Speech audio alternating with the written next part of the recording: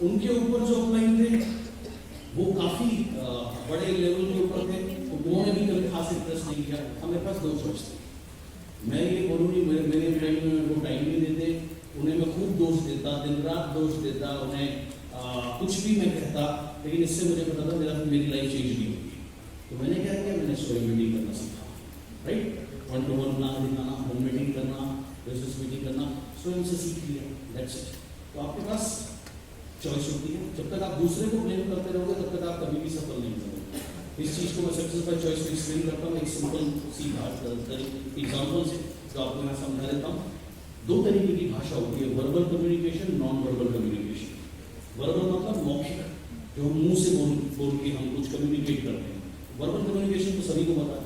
एक होती है नॉन वर्बल कम्युनिकेशन, यानी बिना मुंह से बोले कुछ कम्युनिकेट करना। तो बिना मुंह से कुछ बोले कैसे कम्युनिकेट करते हैं, एग्जाम्पल देता हूँ। सपोज करिए आप एक संयुक्त परिवार में रहते हैं और आपके जो पिताजी हैं वो एक अथॉरिटेटिव फिगर है, राइट। और उनका एक नियम है कि 10 बजे तक घर आ जाना चाहिए, और अगर कभी इमरजेंसी हो गई तो कम से कम सूचित करना चाहिए। तो वो सपोज करिए गुस्सा होते हैं 10 बजे से लेट आने में। अब कहीं पर जाते हैं किसी काम से प्लान दिखाने, कुछ करने, आप वहाँ से वापस आ रहे हैं, आपकी बाइक या स्कूटर या कार जो भी है, या अगर पब्लिक वाहन पर है, जैसे वो खराब हो गई और आपकी फोन की बैटरी डेड हो गई। अब आपके पास कोई चारा नहीं है, आप कैसे उन्हें इन्फॉर्म कर सकें, और आप बड़ी मुश्किल से अटक गए। 1-2 घंटे बाद कोई व्यक्ति आपको मिलता है जो आपकी बाइक या कार जो भी वो ठीक कर देता है, या बस में है तो बस ठीक हो जाती है, आप घर पहुंचते हैं 1 बजे। अब 10 बजे की डेडलाइन है घर तक पहुंचने की, और पिताजी बहुत गुस्सा करते हैं, थोड़े गुस्से वाले भी हैं। अब आप घर में घुस रहे हैं भगवान को याद करते हुए कि वो सो चुके हैं, लेकिन जैसे ही आप घर में घुसते हैं वो सोए नहीं है, वो गेट पे खड़े हुए आपका इंतजार कर रहे हैं, ठीक है। अब ऐसी दिशा में क्या होगा, आप क्या करेंगे, आप राम राम सब भूल जाएंगे, नमस्ते दुआ सलाम सब भूल जाएंगे, आपकी नजरें नीचे होगी और चुपचाप रहोगे, चुपचाप बस अपने कमरे में आप पहुंचो तो जान बचे। ऐसे ही होगा, ओके। तो आप ऐसे जा रहे हैं, आपके पिताजी सपोज करिए ऐसे करके खड़े होंगे, इस तरीके से ऐसे आपको देख जा घूर रहे, और कहा कुछ भी नहीं, बस आपके साथ भूले जा रहे हैं। तो ये से कहते हैं नॉन वर्बल कम्युनिकेशन, यानी उन्होंने एक मुख नहीं, एक शब्द नहीं बोला, लेकिन आपको कम्युनिकेट कर दिया कि वो आपसे नाराज है। समझ गए नॉन वर्बल कम्युनिकेशन क्या है, आपको समझ आ गया, गुड।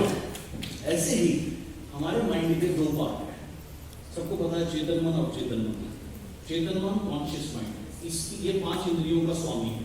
देखना, सुनना, टेस्ट करना, स्पर्श करना, और 5वीं सुनना, राइट। देखना, सुनना, टेस्ट करना, स्पर्श करना, सुनना, यस, थैंक यू। तो ये 5 स्वामी का, 5 इंद्रियों की जो स्वामी है, ये हमारा कॉन्शियस माइंड है। अब देखो इंसानों के अंदर बहुत कम शक्ति है ये 5। हम कितनी दूर तक देख सकते हैं, थोड़ी सी दूर तक देख सकते हैं। हमें भगवान ने चील की तरह दृष्टि नहीं दी। चील क्या है, 3-4-5 किलोमीटर तक भी देख लेती है, हम नहीं देख सकते। हमारी देखने की शक्ति अभी कितनी लिमिटेड है। सुनने की शक्ति कितनी लिमिटेड है, माइक ना हो तो शायद पीछे आवाज पहुंचाने के लिए मुझे आंखों से बोलना पड़ेगा, है ना। तो सुनने की शक्ति भी हमारी कमजोर है। सूंघने की शक्ति आप देखो हमारी कितनी कमजोर है, हम कुछ ही दूर तक स्मेल कर सकते हैं। सबसे ज्यादा सूंघने की शक्ति किसकी होती है, बताया? हाँ जी, कितने लोग कहते डॉग, घोड़ा, सब एब्सोल्युटली राइट। भालू 3 किलोमीटर तक सूंघ सकता है, इतनी उसकी कैपेसिटी है, लेकिन हम तो उसके आसपास भी नहीं, 1% भी नहीं। तो अब देखो ये 5 इंद्रियां हमारी बहुत कमजोर है, करेक्ट है। सबकॉन्शियस माइंड स्वामी है हमारी 6वीं इंद्री का, 6th सेंस का। 6th सेंस क्या कराता है, आप रात 1 बजे सो रहे हैं, आपको 5 बजे उठना है, अलार्म आपने लगाया, अलार्म से पहले आपकी आंख खुल जाती है, मात्र 4 घंटे में आप इतने फ्रेश होते हैं, क्योंकि सुबह 5 बजे उठ के आपको अपना महत्वपूर्ण काम करना है। कभी आपकी अलार्म से पहले आंख खुली है, लेट सोते भी, कितनों के साथ ऐसा लाइफ करोगे, सबके साथ, यस। ये है पावर आपके सबकॉन्शियस माइंड की, आपकी 6वीं इंद्री। ओके, आप किसी को याद कर रहे हैं और वो व्यक्ति आपको फोन करता है सामने से, या खुद बुलाता है, या मिलता है, कभी आपने ऐसा एक्सपीरियंस किया है? ये किसकी पावर है, आपकी 6th सेंस की, सबकॉन्शियस माइंड की पावर है। अंडरस्टैंड। सो जो हमारा 6th, जब हम दूसरे को ब्लेम करते हैं, उसकी वजह से ऐसा हो गया, उसने मुझे ये कर दिया, उसने ये नहीं किया, उसने ये नहीं किया, उसने हेल्प नहीं करी, उसने ये नहीं किया, उसने वो नहीं किया, हम बिना बोले अपने सबकॉन्शियस माइंड को, जो इतना पावरफुल है, हम उसे क्या कम्युनिकेट कर रहे हैं, उसकी वजह से ऐसा हुआ, यानी कि तुम्हें कुछ करने की जरूरत नहीं, तो वो आराम से बैठा रहता है। और जब हम किसी और को ब्लेम नहीं करते, जब हम सोचते हैं कि जिम्मेदारी मेरी है, मुझे सफल हो बनना है, चाहे कुछ भी हो जाए और मैं सफल बन के रहूंगा, तब हम अपने सबकॉन्शियस माइंड को बिना बोले क्या कम्युनिकेट कर रहे हैं कि तुम्हें रास्ता निकालने की जरूरत है। तब वो आराम से नहीं बैठता, रास्ता निकालने में लग जाता है। जब वो दिन रात रास्ता निकालेगा तो ऑब्वियसली रास्ता उसे ही मिलेगा, राइट? आपको ही प्लान क्यों दिखाएगा? ऐसे कितने लोग हैं इस हॉल में जो इस बिजनेस में आने से पहले सोचते थे, कुछ करना चाहते थे, कुछ बनना चाहते थे, कोई रास्ता ढूंढ रहे थे। See, almost everybody. That is the reason ये बिजनेस आपको मिला, क्योंकि सबकॉन्शियस माइंड आपका रास्ता ढूंढ रहा था, तभी आपको ये बिजनेस मिला और तभी समझ में भी आया। और जो लोग नहीं ढूंढते, उनको अगर आप प्लान दिखाते तो उन्हें समझ नहीं आता, क्योंकि उनके सबकॉन्शियस माइंड को पता ही नहीं कि रास्ता ढूंढना। अंडरस्टैंड? तो जब आप जिम्मेदारी लेते हैं कि मुझे सफल बनना है, मेरी जिम्मेदारी है, वहां से आपका सबकॉन्शियस माइंड काम पे लग जाता है आपको सफल बनाने के। और जब तक आप दूसरों को ब्लेम करते रहोगे, आपका सबकॉन्शियस माइंड काम पर नहीं लगेगा आपको सफल बनाने के लिए, तो सफल बनने का प्रश्न ही नहीं होगा। ओके, तो आपने अपने को ओन करना है, जिम्मेदारी लेनी है अपने को सफल बनाने की। एक्स्ट्राऑर्डिनरी लाइफ की परिभाषा क्या है? एक्स्ट्राऑर्डिनरी लाइफ की सिंपल सी परिभाषा है, जीवन को जीना अपने हिसाब से, living life at your own terms. यह है परिभाषा एक्स्ट्राऑर्डिनरी लाइफ की। Living life at your own terms, यानी जीवन को अपनी शर्तों पे जीना। जहां जाना चाहें सोचिए, कल्पना करें, जहां आप पूरे वर्ल्ड में जहां घूमना चाहें वो घूम सकें, जहां छुट्टी मनाना चाहें मना सकें, दुनिया के बेस्ट से बेस्ट होटल में बेस्ट से बेस्ट कार चला सकें, बेस्ट से बेस्ट एक्सपीरियंस ले सकें, अच्छी से अच्छी जगह खाना खा सकें, सेलिब्रेट कर सकें, एंजॉय कर सकें, यानी जैसे चाहे वैसे जीना, इसी को कहते हैं एक्स्ट्रा ऑर्डिनरी लाइफ। और ऑर्डिनरी लाइफ क्या है कि जो भी मन में इच्छा होगी, इच्छा को मार के जीना, ये ऑर्डिनरी लाइफ है। Okay, now science of achievement.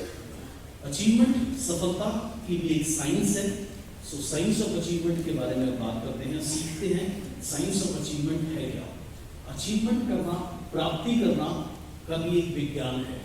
तो वैज्ञानिक तौर से सीखते हैं साइंस ऑफ अचीवमेंट क्या सिखाती है। साइंस ऑफ अचीवमेंट कहती है हमें ऑब्सेस होना है, become obsessed with your goal and pregnant with your dream. Obsessed किसको बोलते हैं? वशीकरण, ऑब्सेस वशीकरण, यानी जुनून होना किसी भी चीज से।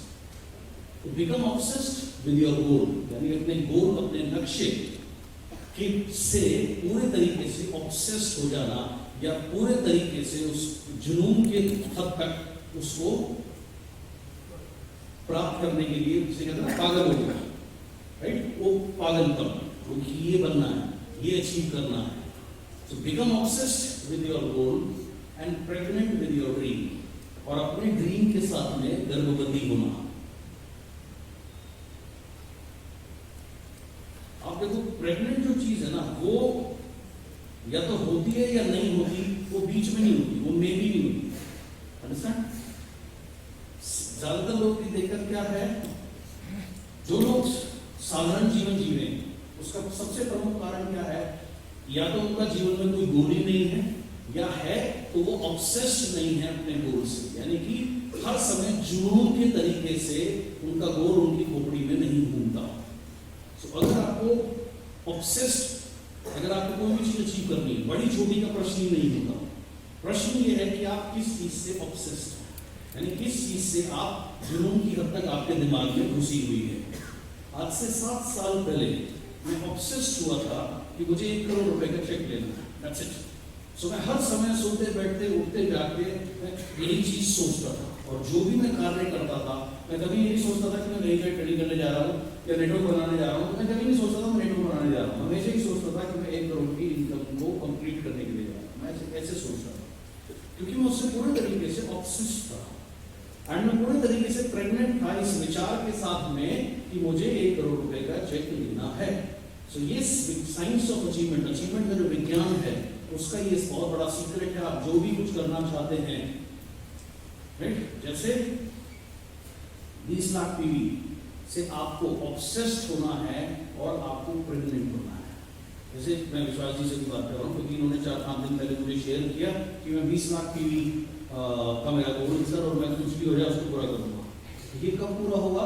जब ये ऑब्सेस्ड हो जाएंगे 20 lakh PV, 20 lakh PV, 20 lakh PV, सोते बैठते उठते जागते एक ही चीज दिमाग में, 20 लाख पीवी।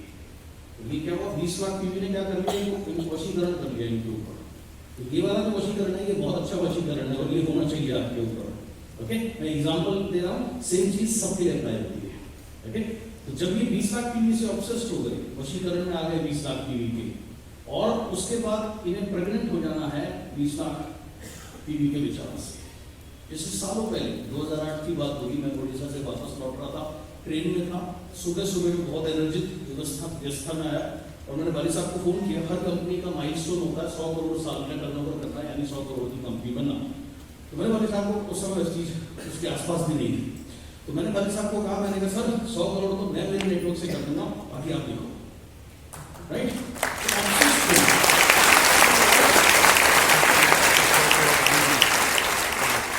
जो भी चीज आप अचीव करना चाहते हो उससे पूरे तरीके से उसे जुनून के हद तक खोपड़ी में घुसना। अगर वो पूरे जुनून की तरीके से खोपड़ी में आपकी घुस गई, समझ लो आपका आधे से ज्यादा काम हो गया। बाकी काम ये आपकी बननी थी, नहीं बनती तो फिर उसको तो बिल्डिंग नहीं कर सकते। ओके, ये है पहला अचीवमेंट की विज्ञान का, साइंस ऑफ अचीवमेंट का पहला प्रिंसिपल है, becoming totally obsessed with your goal and pregnant with your dream. अभी मैंने आपको क्या बताया? अभी मैंने आपको KFC के मालिक की कहानी सुनाई है ना, कर्नल सॉन्डर्स की। वो टोटली ऑब्सेस्ड था, पागल था कि मुझे सफल बिजनेसमैन बनना है, मुझे रेस्टोरेंट्स खोलने हैं।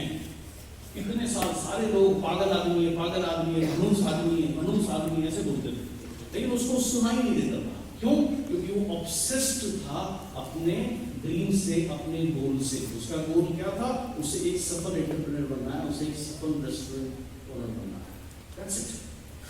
वॉल्ट डिज्नी, जिन्होंने डिज्नीलैंड खोला, राइट, आपको पता है उन्होंने लोन के लिए अप्लाई किया डिज्नीलैंड खोलने के लिए, तो बैंक ने ये कहकर उनका लोन ठुकरा दिया कि जो झूले बच्चे फ्री में झूलते हैं उन्हें झूलने के लिए तुम्हें कोई पैसे क्यों देगा? क्योंकि उससे पहले झूलों का मतलब क्या होता था? जो बाहर लॉन में लगे रहते हैं, जिसे हम एक ऐसा झूला होता है ना जो गांव में भी डाल देते हैं, उसके ऊपर ऐसे झूलते हैं, वो स्लाइड ऊपर चढ़े, फिसल करके आ गए, और 2-3 झूले, अब ये झूले हर जगह फ्री में लगे रहते थे। तो बैंक मैनेजर ने उसको बुलाया, बोले जरा तेरा दिमाग में कुछ खराबी है क्या? बोला साहब क्या हुआ? बोला तू लोन मांग रहा है, वो भी इतने ज्यादा लोन मांग रहा है, किसके लिए? झूले लगाने के लिए। झूले लगाने के लिए कौन पैसे देगा? उसने पैसा देना तो छोड़ो, उसको मतलब लताड़ के भगाया।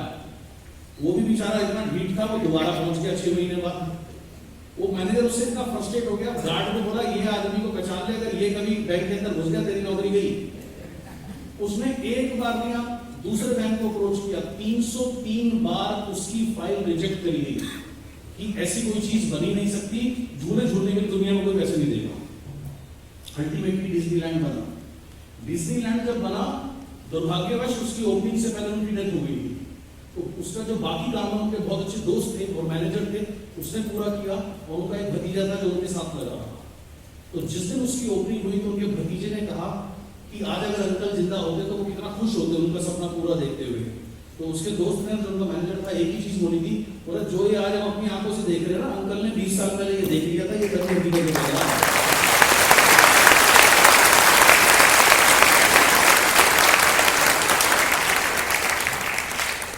देखो आज डिज्नीलैंड में अगर कोई जाए, मतलब इतनी भीड़ होती है कि पूरे दिन आप 3-4 राइड में ही लाइनों में लोग लगे रहते हैं, यानी कि इतने ज्यादा लोग रोज उसको विजिट करते हैं। तो झूले झूलने के लिए लोग पैसे दे रहे हैं ना, वो उस इंसान ने कब सोच लिया था इतने साल पहले। वो तो क्या था, उसे पागलपन था अपने ड्रीम से, तभी डिज्नीलैंड बना। सिर्फ आप में से बहुत लोगों ने, सभी लोगों ने लगान पिक्चर देखी है? कितने लोगों ने देखी है? सभी ने देखी, गुड, बढ़िया। आपने उसको देखी होगी सिर्फ एंटरटेनमेंट तौर पर, ओके।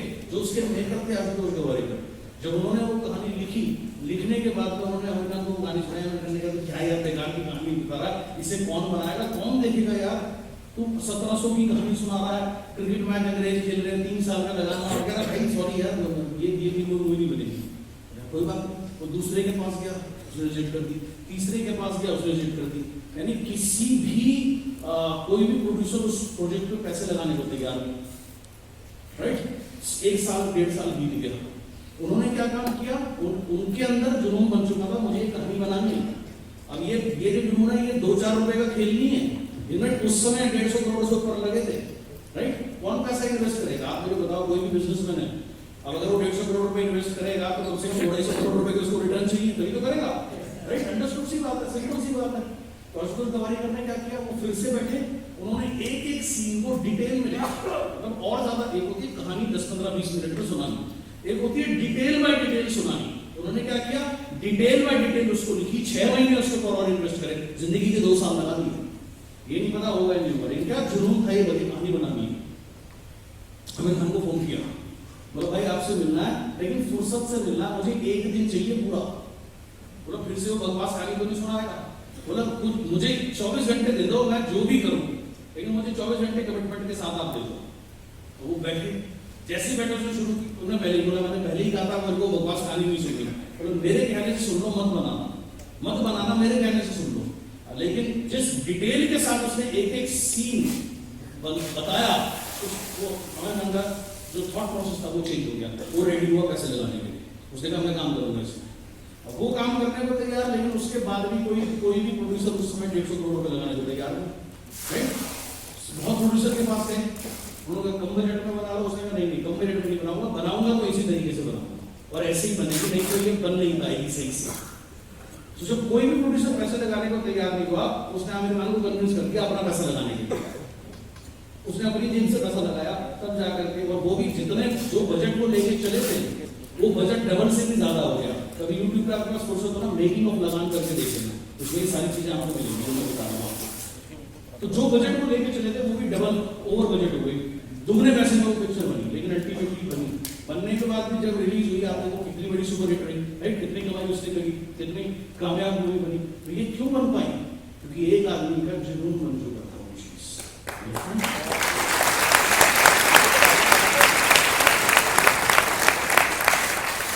ऐसे ही अब जब साइकिल पर जब आदमी जा रहा था, आपने अभी इनकी कहानी सुनी, जब साइकिल पर जब जाते थे तो मजाक उड़ाना, आज उड़ाओ मजाक, आज उड़ाओ ना। आज इनकी घर में मर्सिडीज खड़ी है, आज ये 34 साल हो गए, आज लोग दूर से भी देख के साइकिल रोक के राम भैया, ये सब होता है, ये कर दिया। आपका मजाक उड़ाया ना जी सर, क्या सोच रहे थे आप? टीटी बोलते थे, साइकिल मार्केट में निकलते थे, बोलते थे टीटी निकल गया, घर से ही बढ़ेगा, बड़ा बिजनेसमैन ही घुमाएगा एक लाख। देखिए अब 90% आदमी क्या होता है, ये बात सुनकर रुक जाते हैं, इसलिए वो साधारण रहते हैं। और जो जिन लोगों को जुनून होता है ना कामयाबी का, और उसका जुनून का दूसरा जो निशानी है वो क्या है, कोई भी जुनूनी व्यक्ति बहरा होता है, उसको दूसरे लोगों के जो उपहास है, मजाक है, वो उसके कारण जाते ही नहीं। उसके दिमाग में तो एक ही बात चलती है, कितना मजा आएगा जब मैं 5 लाख रुपए कमाऊंगा या 10 लाख रुपए कमाऊंगा, या जब मैं अपनी लग्जरी कार लूंगा।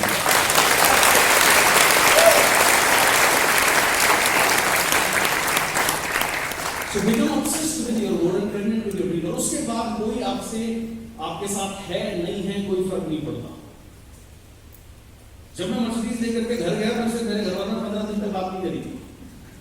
ऐसे ही होते हैं मिडिल क्लास लोग, ऐसे ही होते हैं छोटे लोग, भाई ऐसे ही होते हैं, and you have to deal with it। So become obsessed with your goal and pregnant with your dream। जब मैं प्रेस्टीज का 2, 3, 4 बार 5 बार प्लान देखा, मुझे समझ में आया यहाँ पर मल्टीपल लीडरशिप बोनस है। इससे पहले मैं जिस कंपनी में काम करता था उसमें सिंगल लीडरशिप बोनस मिलता था। सिंगल का मतलब क्या है कि उसमें एक लाइन आपकी कितनी भी बड़ी हो जाए, आपको उस महीने से 8, 10, 12 हज़ार रुपए से ज्यादा नहीं मिलते थे, चाहे वो कितनी भी गिफ्ट मुझे दे जाए। तो जब मुझे समझ आया इसका मल्टीपल एलओबी है। मल्टीपल एलओबी का मतलब क्या है कि आपको एक लाइन से 10, 10, 20, 20, 30, 30 एलओबी आप ले सकते हो। तो जब ये बात मुझे समझ में आई तो मैं बड़ा एक्साइटेड हुआ, और मेरे अंदर से एक आवाज आई कि यार यहाँ 6 महीने में मैं 2 लाख रुपए पहुंच जाऊंगा। तो मैं बहुत एक्साइटेड होकर घर गया, मैंने मेरी मदर को बोला, मैंने कहा हाँ मुझे यहाँ 6 महीने में आप देखना 2 लाख रुपए का चेक होगा। उन्होंने कुछ नहीं कहा, बस नॉन वर्बल कम्युनिकेशन जो खतरनाक लुक दी, उसका मतलब यही था कि ये बातें हम बहुत सालों से सुन रहे हैं, लेकिन मैं ऑब्सेस था करने के लिए, राइट। मेरे अंदर जुनून था। दूसरा जुनून क्या था, मुझे पूरे इंडिया में नेटवर्क बनाना है, क्योंकि एक मैंने ट्रेंड देखा था। मान लीजिए किसी का नेटवर्क गुजरात में है, तो जो गरबा का टाइम आता है ना, वहाँ गरबा का बहुत कल्चर है, डांडिया खेलते हैं। गरबा में क्या होता है, रोज शाम को एंजॉय करने जाते हैं, एक दूसरे के घर जाते हैं। तो बिजनेस थोड़ा सा कम हो जाता है क्योंकि सभी लोग बिजनेस को छोड़ के गरबा में लग जाते हैं। कलकत्ता में दुर्गा पूजा का बहुत चलन है, दुर्गा पूजा के अलग अलग पंडाल लगते हैं, तो उस समय क्या होता है 10-12 दिन उसमें लगे जाते हैं। हमारे यहाँ जैसे दिवाली के आसपास इतने सारे त्योहार आते हैं, तो सभी आज ये त्योहार है, पहले कहानी शुरू कहाँ से होती है और बर्तन किसमें खरीदते हैं, धनतेरस से कहानी शुरू होती है। फिर उसके बाद में रोज ही कुछ ना कुछ दिवाली, गोवर्धन, भाई दूज तक वो 10-12 दिन तक का वो काम चलता रहता है। तो आदमी का रोज एक ही काम होता है, अपनी बीवी को लाद के इधर उधर घुमाना। तो उसमें क्या होता है, ऑब्वियसली थोड़ा सा बिजनेस स्लो होता है। तो मेरे दिमाग में एक जुनून आया, पूरे हिंदुस्तान में नेटवर्क बनाना है। अगर यहाँ नॉर्थ में कोई फेस्टिवल चल रहा है तो साउथ में उसका फर्क नहीं पड़ना चाहिए, या बाकी 3 रीजन से बिजनेस आना चाहिए। तो दिमाग में तो पागलपन था कि कोई ऐसा राज्य नहीं होना चाहिए जहाँ यहाँ बिजनेस ना हो। So become obsessed with your goal and pregnant with your dream. अगर ये हो गया, आपकी नींव तैयार हो गई आपके आने वाले सफल जीवन की। और अगर ये नहीं हुआ, आप अपना टाइम खराब कर रहे हो, आप एवरेज रहने वाले, 10-20-50 हजार रुपए कमाओगे, इससे ज्यादा आगे नहीं जाने वाले, एवरेज लाइफ जीओगे। ये समझ आया? तो समझ आया? गुड, आगे चलें। उसके बाद put all your focus on to your goal. जब आपको जुनून पैदा हो गया कि मुझे ये चीज अचीव करनी है, 20 लाख टीवी करनी है, उदाहरण दे रहा हूं, अलग 20 लाख का पे आउट लेना है, 10 लाख का पे आउट लेना है, ये बन गया जुनून। सोते बैठते उठते जागते आपको एक ही चीज दिखेगी हर जगह। उसके बाद ऑटोमेटिकली एक चीज होती है, या दूसरा इसका चरण है, put all your focus on to your goal. अपना सारा फोकस अपने गोल पे लगा देना, अपना सारा ध्यान अपने गोल पे को पूरा करने में लगा देना। सारा ध्यान हर समय उसी के बारे में सोचना, उसी के लिए योजना बनाना, उसी के लिए एक्शन लेना, उसी के लिए कार्य करना। ये है इसका पार्ट 2। इससे क्या होगा, wherever focus goes energy flows। जहां भी फोकस जाता है वहां ऊर्जा बहती है। ज्यादातर लोगों का फोकस कहां होता है, ज्यादातर लोगों का फोकस होता है छोटी छोटी चीजों पे, परेशानियों में, जिंदगी। मेरे पास पैसे नहीं है, मेरे पास पैसे नहीं है, मेरे पास पैसे नहीं है, बस उसके बाद मेरे पास पैसे नहीं है, मेरी जिंदगी कितनी तकलीफ से पैसे नहीं, मुझे कोई नहीं समझता, मुझे कोई हेल्प नहीं करता, मुझे कोई सपोर्ट नहीं करता। अब इस चीज को अगर आप यहाँ फोकस दे दो तो आपकी ऊर्जा यहाँ जा रही है, ये नेगेटिव चीज है। आप नेगेटिव चीज को अगर ऊर्जा दोगे तो क्या होगा, आप नेगेटिव चीज को मल्टीप्लाई करोगे। बिकॉज अगला चरण है where focus goes energy flow. जहां फोकस जाएगी वहां एनर्जी जाएगी। आप नेगेटिव चीज को एनर्जी दोगे तो आपकी लाइफ में कोई भी चीज पॉजिटिव कैसे हो सकती है, राइट? ओके, सो यार हो नहीं रहा, सब कुछ कर रहा हूँ सर, मेरे पास बहुत लोग आते हैं काउंसलिंग के लिए, बिजनेस नहीं बढ़ रहा। ओके, बैठो नहीं, कोई बात नहीं, पानी पियो, पानी पिया, बताओ जी क्या हुआ? सर ग्रोथ नहीं हो रही। अच्छा क्यों? सर सेमिनार CNT भी कर रहा हूँ, ग्रोथ नहीं हो रही, सेमिनार भी कर रहा हूँ, ग्रोथ नहीं हो रही, सारी जगह जा रहा हूँ, ग्रोथ नहीं हो रही। फिर मुझे टोकना पड़ता है, मैंने कहा 2 मिनट हुए हैं, 2 मिनट में आपने 20 दफा बोल चुके ग्रोथ नहीं हो रही, ग्रोथ नहीं हो रही। इसमें आपका फोकस कहाँ है? आप एनर्जी किसको दे रहे हो? मल्टीप्लाई क्या होगा? ग्रोथ नहीं हो रही। तो आप ग्रोथ नहीं हो रही तो आप ऊर्जा दे रहे हो, वही चीज मल्टीप्लाई हो रही है, फिर आप रो रहे हो। ग्रोथ नहीं हो रही की जगह आपको कहाँ फोकस करना चाहिए? मुझे ग्रो करना, मुझे ग्रो करना, मुझे ग्रो करना, या 1 लाख टीवी या 50,000 टीवी, अपने हिसाब से जो भी आपकी बुद्धि है उसको अगर आप बार बार रिपीट करोगे, उसको एनर्जी दोगे, वो है सही तरीका। सो wherever focus goes energy flows। जहां भी फोकस जाता है वहां ऊर्जा बहती है। एनर्जी कहां से आती है? एनर्जी आती है हंगर से, भूख से, डिजायर से। डिजायर इच्छा, किस चीज की इच्छा? कुछ बनने की इच्छा, कुछ हासिल करने की इच्छा, राइट? बहुत बार लोगों से पूछते हैं आप कैसे 3 दिन 4 दिन। मैंने 2 SBC लगातार बैक टू बैक करी, यानी कि एक 3 दिन का सेशन खत्म हुआ, एक सेशन खत्म हुआ, अगले दिन से दूसरा बैच आना, यानी 6 दिन लगातार। फिर वो लोगों से पूछते हैं आपकी मेरे इतनी ऊर्जा आती कहाँ से? ऊर्जा कहाँ से आती है? ऊर्जा आती है हंगर से, हंगर भूख से, डिजायर से, इच्छा से। क्या इच्छा? कि मुझे बेस्ट करना है, मुझे बेस्ट बनना है, राइट? ये भूख। ऊर्जा आती है भूख से। किस चीज की भूख? खाने की भूख की बात कर रहा हूँ, कुछ बनने की भूख, कुछ सफलता की भूख, यस, नाम कमाने की भूख, अपने नाम को इतना बड़ा करने की भूख, ये भूख।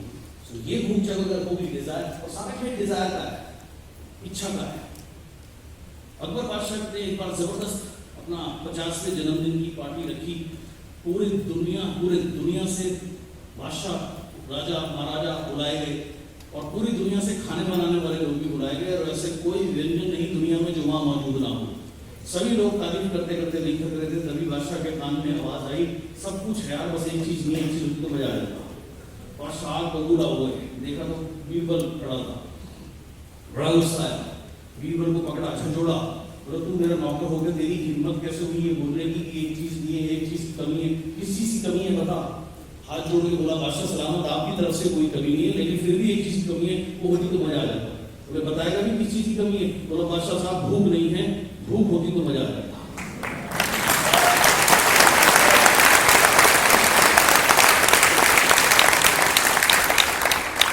यानी दुनिया के सबसे बेहतरीन पकवान व्यर्थ हो गए, पेट में नहीं जा सकते क्योंकि भूख नहीं है, कैसे जाएं? उनकी वैल्यू जीरो हो गई। और जब हमें भूख लगी होती है, हम घर में घुसते हैं, माँ क्या बनाया है? बेटा भी कुछ बन रहा है। अरे रात का तो कुछ धरा होगा, रात की रोटी गर्म करके नून के साथ चाय के साथ किसने नहीं खाई है? एक आदमी ने खाई है तो मुझे बता दो, और ना उसके साथ ज्यादा जिंदगी में स्वाद आया तो बता दो।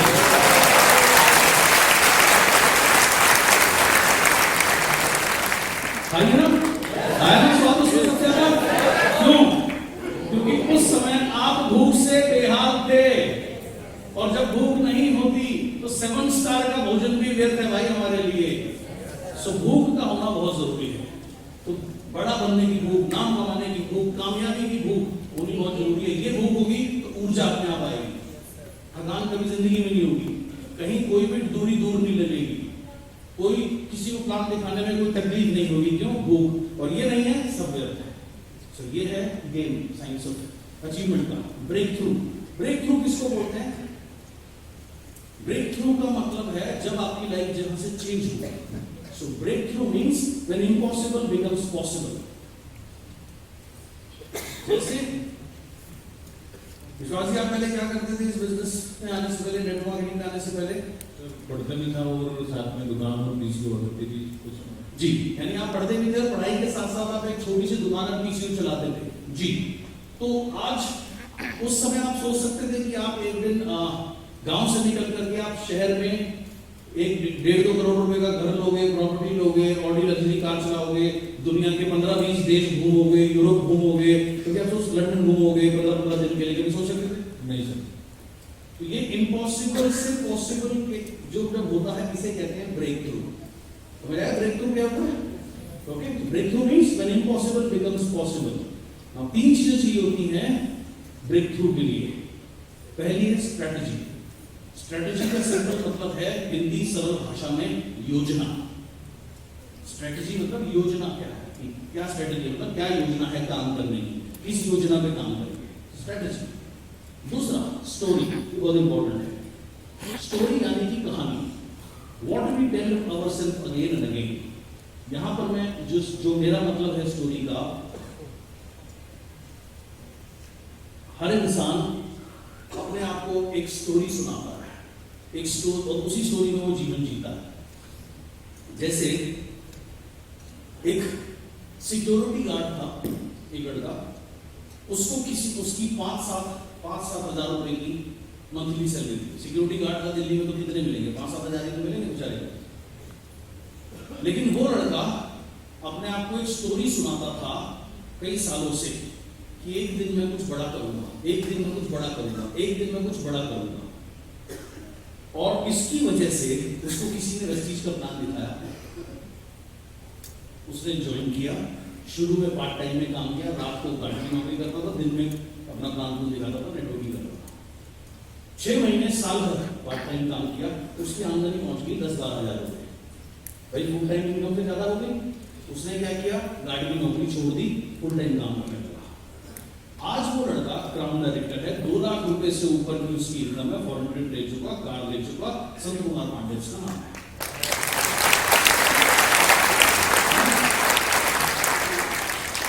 ओके, यहाँ पे भी गार्ड है जो 1 लाख रुपए कमाते हैं, विशाल बैठे। आइए आप, आइए, बहुत बढ़िया। एक और कहानी।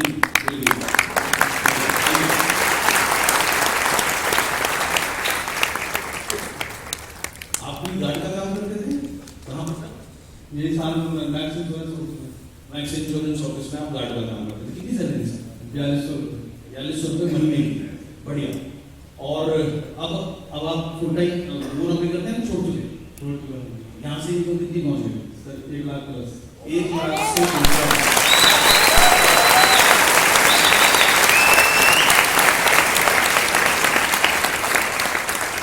विशाल जी बहुत बहुत मुबारकबाद, और मैं बहुत प्रेरित हुआ आपकी कहानी सुनकर, और मैं हमेशा दुआ करूंगा कि आप ऐसे ही जीवन में आगे बढ़ते रहें, ठीक है। अब जब ये स्टोरी आपने जैसे इनकी सुनी, वैसे ही संत कुमार पांडे की मैंने स्टोरी बताई लोगों को, तो उसके बाद में क्या हुआ, जब वहां से कुछ लोग निकले, वो और किसी को काम दिखाना बंद कर दिया, केवल गार्डों को काम दिखाने लग गए। लेकिन एक भी गार्ड ने ज्वाइन नहीं किया, और किया तो कामयाब नहीं हुए। क्यों? यस, वो क्यों नहीं थी, इसके पीछे एक सिद्धांत है। बाकी गार्डों ने अपने आप को एक कहानी सुना रखी है कि मैं एक साधारण परिवार से हूं और साधारण जीवन जीने के लिए बना हूं, दाल रोटी मिल जाए यही बहुत है, जय भोले।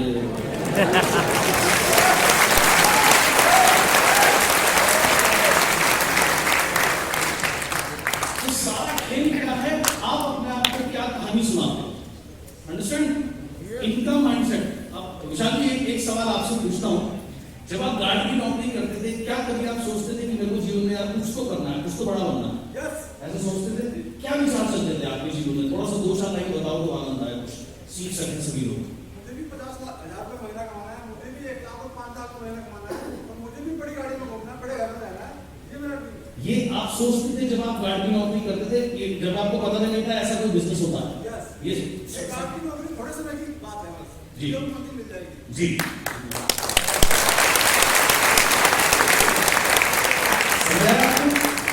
हर इंसान अपने आप को एक कहानी सुनाता है अपने बारे में, ठीक है?